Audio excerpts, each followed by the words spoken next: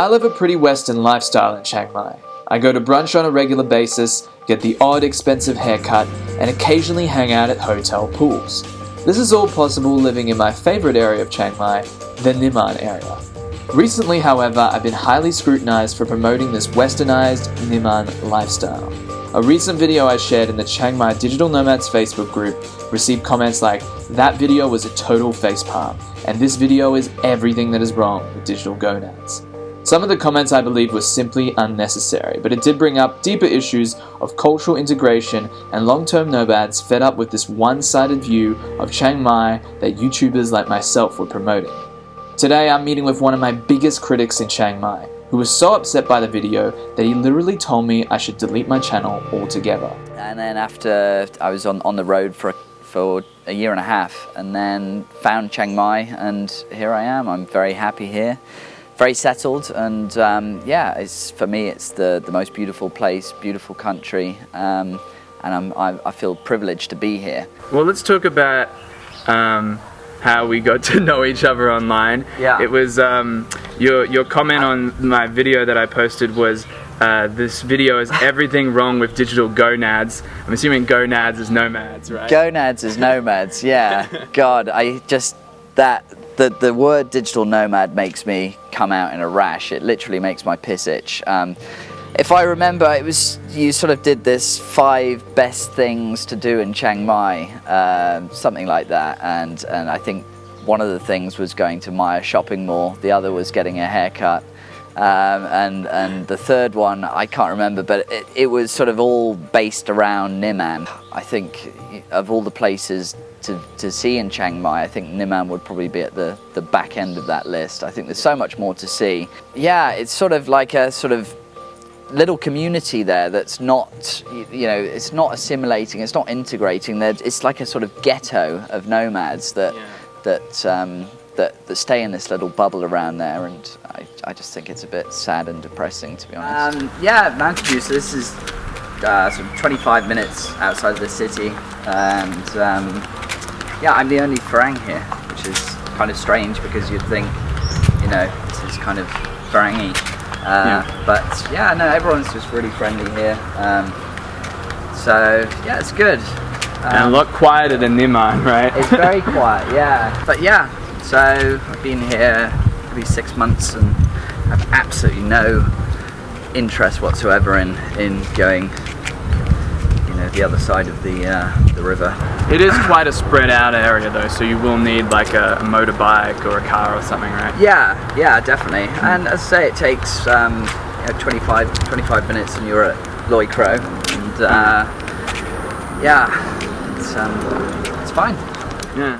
I think a lot of people, they're sort of suckered into this whole idea that you're going to be surrounded by these really kind of experienced businessmen who can offer you lots of advice, but the reality is that the digital nomads, the vast majority of them that I've met, are sort of the dregs of the business world.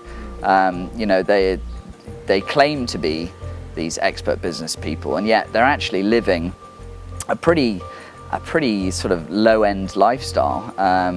And the dream that's put out there is far from the actual reality of sort of being around these people. You learn that quite quickly, that there's a lot of bullshit, a lot of fakery.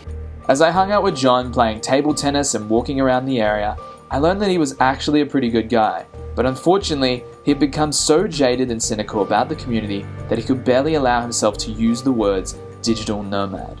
To gain an opposite perspective, I travelled over to the area of Chang Puwak, just north of Niman, to speak to my friend and fellow digital nomad, Chris Chu.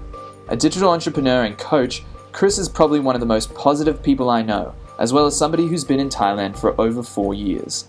Out of all the people that had the opportunity to show me their local area, Chris was the only nomad who reached out to me, willing to show us another example of life outside of Niman. Alright, so this is your apartment? This is my apartment. Yeah. We're in Chang Puwak. This is called Sri Suwan Mansion. Okay. And yeah, I've been here for just over 2 years now. Yeah. It's month to month, it's only 7,000 baht. And I'll give you guys a tour real quick. This is the big living room. I turned into my office space because I got my own fridge so I can cook. Out here is the balcony. it's not like Neiman. It's like I said, that's why I like living here. I need peace and quiet when I'm sleeping. So yeah, this is this apartment comes furnished. It comes with a bed, a rock hard ass mattress. Oh yeah. But I actually Thai have Thai style. I have a bad back, so it's actually good for it. And bathroom, nothing crazy. So yeah, it's a good life out here. And then there's parking and there's restaurants and cafes on the street. We just spoke to John, who was very upset, or was very against this kind of hype that surrounds the digital nomad movement, and he believes that it's almost too hyped, and that there's this false entrepreneurship and coaching that's happening. What's your as a coach? I thought it'd be interesting to hear your perspective on this as well, and you're on YouTube as well. So, what do you think of this digital nomad marketing? Do you think there's a lot of falsity to it? Or? I think 4 years ago, 5 years ago, when this whole make money online thing came about, that kind of got a negative connotation because people saw the schemes that were on the internet, like these multi-level marketing schemes, and that was before the whole digital nomad scene popped up. And now this lifestyle is it's got more attention because of social media. In terms of like people selling the whole lifestyle, I think you're gonna get that in every industry. You can get people selling this and that, and it comes down to the viewer to do their own research and vet out, is this video course that I'm buying, is it really gonna help me grow a business? Is this coach that I'm gonna pay for, are they really gonna help me make the change in my life? You can't just put your faith in it blindly and just follow. So same thing with the whole digital nomad lifestyle. Yeah, there's some hype in it because there's people who wanna make money and scheme off of other people. But what can you do? It's like... After hours of discussing the issue, Chris and I were still at a loss for figuring out why some long-term expats were so upset with the digital nomad scene. It's safe to say that false hype exists in every industry, and while some nomads may be taking advantage of the movement in an illegitimate way, the majority of nomads are still quietly going about their business and complying with all necessary local laws and customs. To find the deeper issue here, I'm traveling back to Champawat to talk with Dan O'Donnell, the long-term expat who started the Facebook group in which this whole controversy came to light. I was at a pool party a couple months ago, and a guy who is a digital nomad said, I was talking about some event I was going to do. Oh, we were talking about pool parties. I was like, yeah, I was thinking about doing like a digital nomad like community pool party thing. And he's like, yeah, but I don't know, man, people already kind of resent the whole digital nomad thing. And they do? Who? Like, where'd you hear that? Yeah. I haven't heard that. And that was just like a few months ago. There seems to be a bunch of long-term expats that have become jaded and cynical about, the digital nomad scene, and I'm not sure why that is. What is your opinion on that? I don't know. Maybe there are some people that go around calling themselves that are just obnoxious. I don't know why they would have a problem with it or even care. Maybe the hype, like you mentioned earlier, but I think there are a lot of people doing really cool things too, and like interesting projects, and they're like in Chiang Mai specifically really helping each other out. There's this community here where people are supporting each other, and so back to your question, I don't really know, but I'm curious to know myself. I'm making the assumption that one theory is that it's a scarcity mentality, that they're like, oh, this is my paradise. I don't want it to get ruined by these new kids on the block. The other theory, my theory, is that they have beef with with nomads who come here and just want to stay in the bubble and who don't want to integrate with Thai society.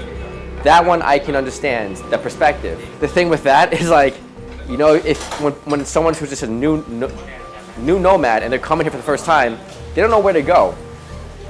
Neiman is a very attractive place because it's very set up. It's very easy to get integrated and find a place to live, find a co-working space, meet other people. So I think for people, for the expats who are like, oh, these new people don't want to integrate, I say, listen, give these people a chance, because you know what, you were at that stage yourself at one point. So perhaps after you get here, after you're here for maybe 2 or 3 months, step out of your bubble. For the new people, maybe try and integrate with Thai society, try and make Thai friends. Where the whole idea of this whole video started was, I did a video of weekend activities, and it was kind of centered around Niman. Do you think there's anything wrong, or do you think people should get out of Niman, or is there anything wrong with staying in Niman, or? I wouldn't call it wrong.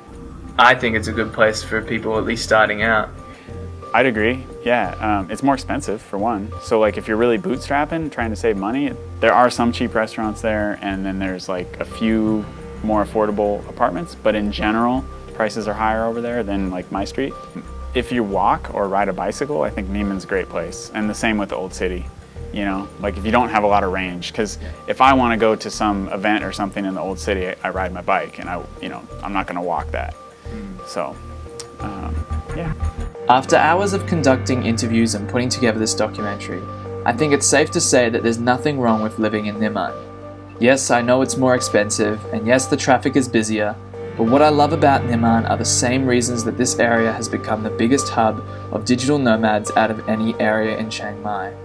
Where else can I be walking distance from hundreds of food options, multiple co-working spaces, and cafes galore? Yes, it is the most western area of Chiang Mai, but I'm okay with that. Especially for newbies, arriving in Nimrod will likely be the most comfortable introduction to a country vastly different from your own. As for the rest of Chiang Mai, I can definitely see the appeal. Areas like Chang Phuoc are far less expensive than Nimrod, closer to nature, and offer so much more peace and quiet. One day, I might end up living in one of these places, but for now, I'm staying put. It's good to know, however, that there is life outside of Nimrod.